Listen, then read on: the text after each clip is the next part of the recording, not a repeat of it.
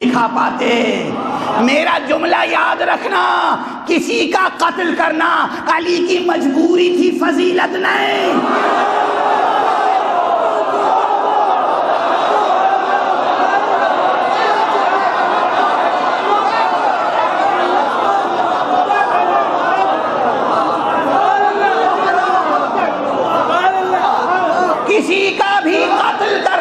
کسی کا بھی قتل کرنا علی کی مجبوری تھی، فضیلت نہیں. علی زندگی بانٹنے آئے تھے.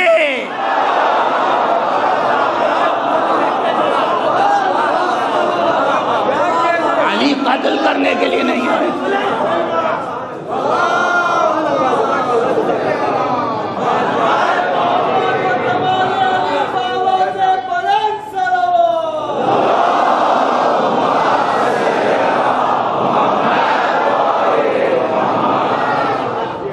اب یہ جو میں نے کہا نا کہ علی کی مجبوری تھی، فضیلت نہیں، تو اس پہ اعتراض تو ہوگا کہ انہوں نے فضیلتوں کا انکار کر دیا، یہ منکر فضائل ہیں، ہے نا؟ ہونا ہی چاہیے ہنگامہ، کچھ بات تو ہونی چاہیے.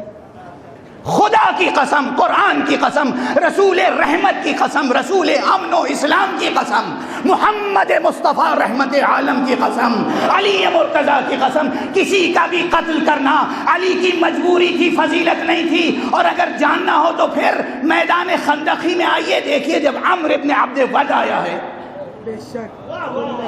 تو مولا امیر المومنین نے کیا گفتگو کی ہے اس سے، کیا گفتگو کی ہے. اور یہ یاد رکھیے گا بچوں، یہ عمرو ابن عبد ود ہے، ود نہیں ہے. عبد ود واو پر زبر ہے، ود نہیں ہے. ود کے معنی ہوتے ہیں محبت کے، اور ود ایک بت کا نام تھا جس کا قرآن، یہ کلمہ قرآن میں بھی آیا ہے، ودًا وسواعا، یہ قرآن مجید میں بھی ہے. تو وہ عمرو ابن عبد ود تھا، ود نامی بت کا بندے کا بیٹا تھا جو بت شکن کے سامنے آ گیا تھا.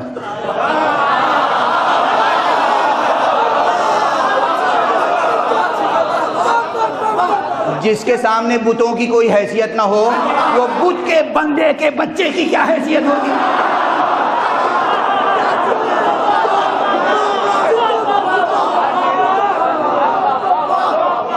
جس کے سامنے بتوں کی کوئی حیثیت نہ ہو تو بت کے بندے کے بچے کی ہمت سامنے آ گیا. کتنے ہی بڑا ڈیل ڈول ہو، ڈیل ڈول سے کیا ہوتا ہے. کہتے ہیں عامر ابن عبد ود بڑا ڈیل ڈول تھا. مولا علی تشریف لائے. اب وہ پوری تفصیل تو اب وقت نہیں ہے نا، آپ حضرات کے ذہنوں میں جنگ خندق موجود ہے. تشریف لائے. اس نے کہا بھئی کون آ رہا ہے؟ کہا میں ہوں علی ابن ابی طالب.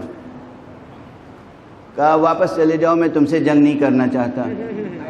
کہا مگر میں تمہیں قتل کرنا چاہتا ہوں.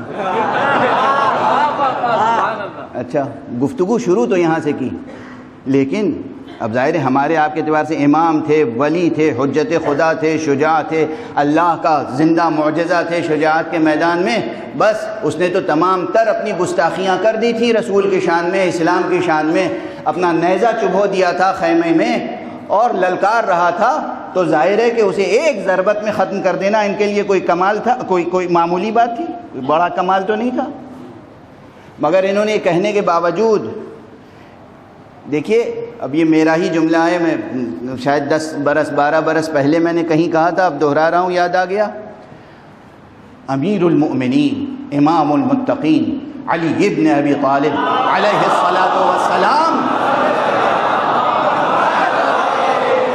اس عالم شجاع، اور اس شجاع عالم کا نام ہے جو میدان جنگ کو بھی مدرسے میں بدل دیتا ہے.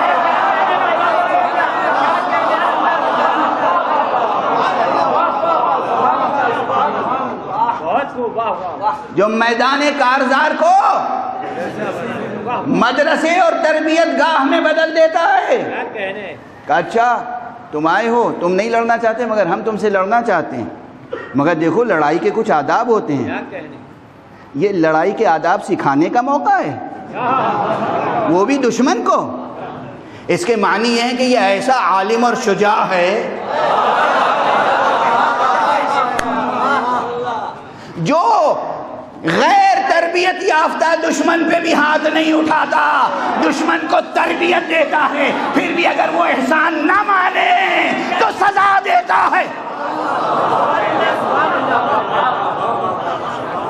بھائی میدان جنگ کے کچھ آداب ہوتے ہیں. دیکھو میں تو پیادہ آیا ہوں، گھوڑے پہ سوار نہیں آیا، تم گھوڑے پہ سوار ہو، ایسے تو لڑائی نہیں ہوتی.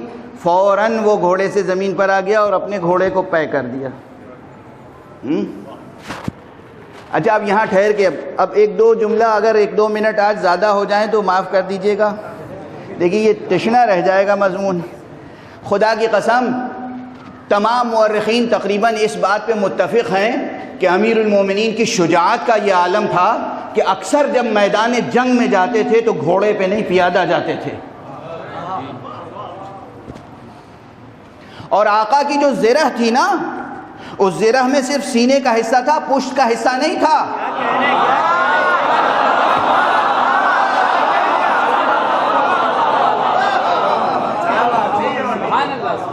تاریخ کا یہ بیان ہے، تاریخ کا بیان ہے، میرا نکتہ نہیں ہے، یہ سخن گسترانہ بات نہیں ہے.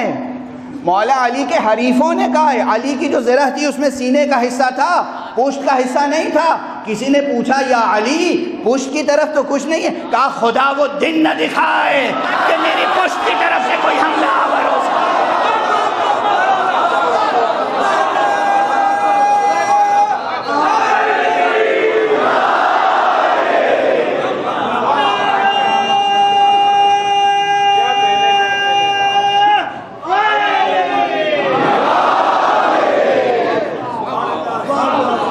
دو باتیں. شجاعت دیکھو، شجاعت یعنی کیا؟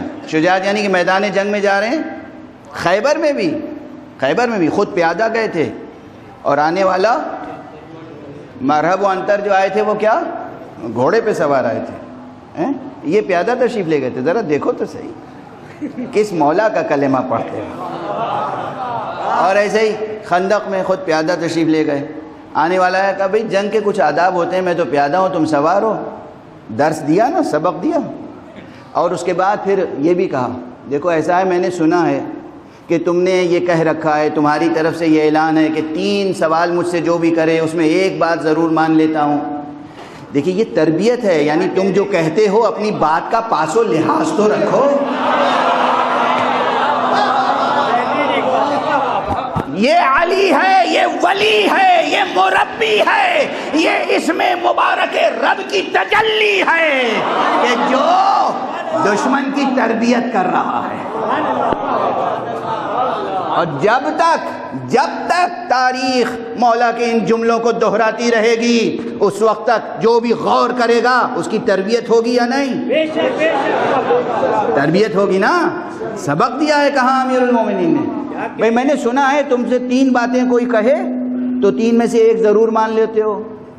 اب یہ جنگ کی باتیں ہیں یا جیسے لگ رہا ہے دوستانہ باتیں ہو رہی ہیں؟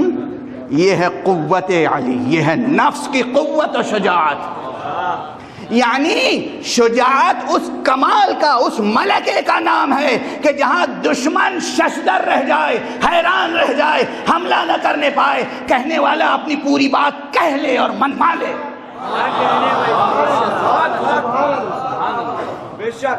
کہاں صحیح کہہ رہے ہو. کہا تو پھر میں 3 باتیں کہتا ہوں، 3 میں سے مان لو. اسے کہتے ہیں اتمام حجت. کہا پہلی بات یہ کہ واپس چلے جاؤ، پہلی بات یہ کہ اسلام قبول کر لو. کہا یہ تو نہیں ہو سکتا. یہ جو امیر المومنین اپنے دشمن سے کہہ رہے ہیں اسلام قبول کر لو، اس کے معنی کیا ہیں؟ قتل کرنا چاہتے ہیں؟ اسلام کی دعوت دینے کے معنی یہ ہے کہ تو مجھے قتل کرنے کی نیت سے آیا ہے لیکن میں تجھے دونوں جہان کی زندگی دے رہا ہوں.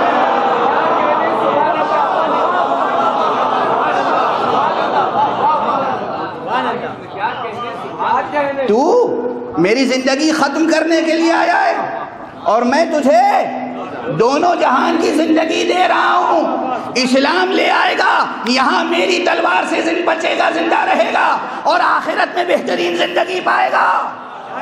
اب پھر دہراؤں، کسی کا قتل کرنا علی کی مجبوری تھی، فضیلت نہیں، اس لیے کہ علی زندگی بانٹنے آئے تھے، زندگی دینے آئے تھے، زندگی کا درس دینے آئے تھے، زندگی کی تربیت کرنے آئے تھے۔ اپنی بات کہی، کہا نہیں یہ تو نہیں ہو سکتا، اسلام تو قبول نہیں کر سکتا۔ کہا اچھا تو پھر واپس چلا جا، مجھ سے لڑائی نہ کر، جنگ نہ کر۔ اب یہ دوسرے جملے کا مطلب کیا ہوا کہ بھائی میں دونوں جہان کی زندگی دے رہا ہوں، اگر ایسا ہی کم ظرف ہے کہ دونوں جہان کی زندگی نہیں لیتا تو کم سے کم اس جہان کی زندگی تو لے لے۔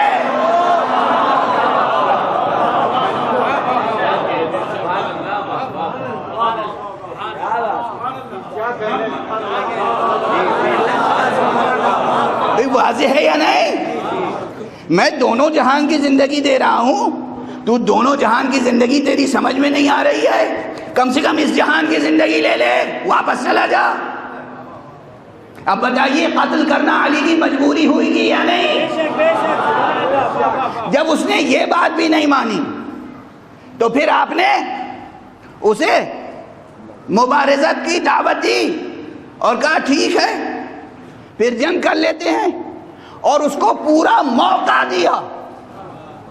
ورنہ پھر عرض کر رہا ہوں، ایک وار میں ختم کر دینا امیر المومنین کے لیے کوئی بڑا مسئلہ نہ تھا، مگر اسے اتنا موقع دیا کہ اس نے اپنی پوری قوت آزمائی، اور اس کی ایک ضربت نے حضرت کے فرق مبارک پر ایک زخم ڈال دیا۔ یہ سب جانتے ہیں آپ، کوئی نئی بات نہیں پڑھ رہا ہوں میں۔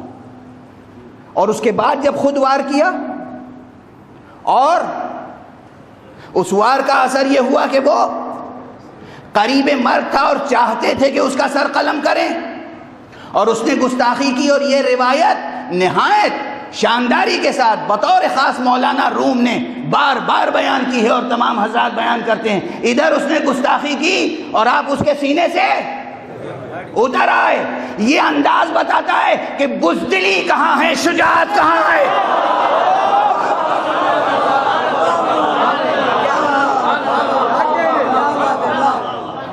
اب سمجھے شجاعت کسے کہتے ہیں؟ سمجھ میں آ رہی ہے بات؟ شجاعت کسے کہتے ہیں؟ سمجھ میں آ رہی ہے بات؟ امیر المومنین کا پایہ شجاعت کتنا بلند ہے؟ جتنا بلند آپ کا منبر علم ہے اتنا ہی بلند آپ کا عالم شجاعت ہے۔ جتنا بلند آپ کا منبر علم ہے اتنا ہی بلند آپ کا عالم شجاعت ہے۔ نہ علی کے علم کی کوئی انتہا تک پہنچ سکتا ہے، نہ علی ابن ابی طالب کی شجاعت کی انتہا تک کوئی پہنچ سکتا ہے۔ میں بس یہی کہتا ہوں کہ امیر المومنین علی ابن ابی طالب علیہ السلام